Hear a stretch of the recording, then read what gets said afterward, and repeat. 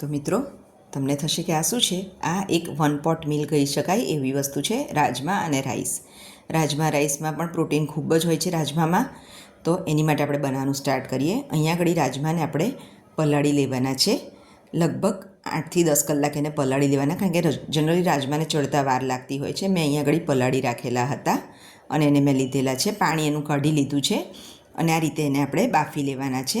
બાફતી વખતે મીઠું એડ કરવાનું છે કે જેથી કરીને જલ્દી રાજમા ચડી જતા હોય છે. અને હવે એમાં પૂરતું પાણી ઉમેરી અને આપણે એને લગભગ 6થી 7 વિસલ કરી અને એકદમ ચડાવી લેવાના છે. રાજમામાં ખૂબ જ પ્રમાણમાં પ્રોટીન હોય છે અને રાજમાની પ્રકૃતિ ગરમ હોય છે, તો એની માટે આપણે એને ઘીમાં જ બનાવવા વધારે એડવાઇઝેબલ રહેશે. હવે રાજમા બાફવા મૂકી દીધા છે. સાથે આ જો ચોખા લઈ લીધા છે મેં અહીંયા આગળ. ચોખાને એકવાર ચોખ્ખા પાણીથી ધોઈ લીધા છે અને હવે એને થોડીવાર પલાળી લઈશું. લગભગ અડધો કલાક સુધી ચોખાને પલાળી લેવાના છે. ચોખા પલળી રહ્યા છે અને રાજમા બફાઈ રહ્યા છે ત્યાં સુધી આપણે એની ગ્રેવી પ્રિપેર કરી લઈએ.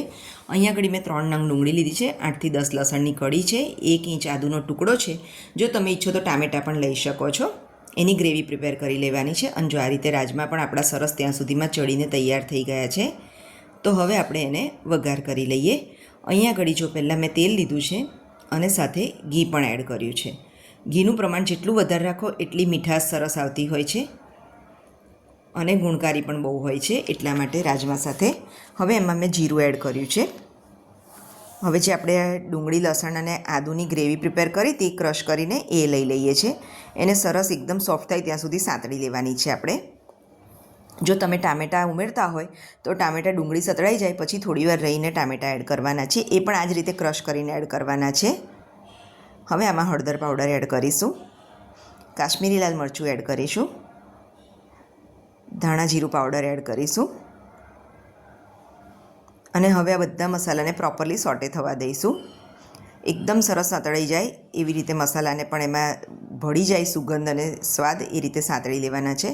હવે આપણે થોડીવાર પછી લગભગ અંદર ગરમ મસાલો 1 ચમચી જેટલો એડ કરીશું અને એને પણ સાંતળી લેવાનો છે. હવે એમાં આપણે થોડું પાણી એડ કરીશું કે જેથી કરીને મસાલા બળી ના જાય અને ઉકળીને એનો રસ ગ્રેવીમાં એકદમ સરસ મિક્સ થઈ જાય, એટલા માટે. હવે જો આપણી ગ્રેવી પ્રિપેર થઈ ગઈ છે, તમે જોઈ શકો છો એ રીતે. તો હવે એમાં આપણે રાજમા એડ કરી લઈશું. આપણે રાજમાને અહીંયા ગળી પાણી જેનું બાફવામાં હતું એ પાણી સાથે જ એડ કરી લઈએ છીએ આપણે.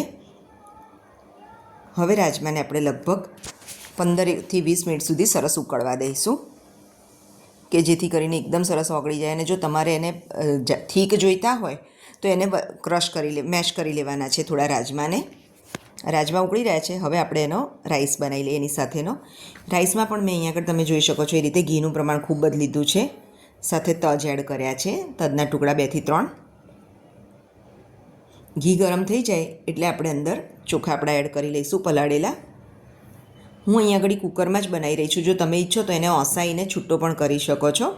અહીંયા આગળ કુકરમાં પણ એકદમ સરસ થઈ જતો હોય છે, એટલે મેં કુકરમાં જ બનાવી રહી છું. હવે ચોખા ડૂબે એટલું પાણી લઈ લેવાનું છે આપણે અને લગભગ 1 વિસલમાં આપણો ભાત તૈયાર થઈ જશે. આમાં ભાતમાં મીઠું એડ કરું છું, કારણ કે રાજમા સાથે મીઠાવાળો ભાત હોય તો વધારે ટેસ્ટી લાગતો હોય છે, એટલા માટે. 1 જ વિસલમાં આપણો ભાત થઈ જાય છે.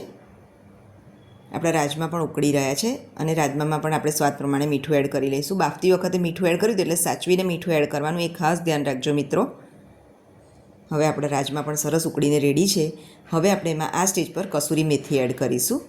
કસૂરી મેથીને આ રીતે હાથથી મેશ કરીને એડ કરવાની છે. તો મિત્રો આપણા રાજમા પણ હવે એકદમ રેડી છે સર્વ કરવા માટે. તો ચાલો હવે રાજમા અને રાઈસને સર્વ કરી લઈએ.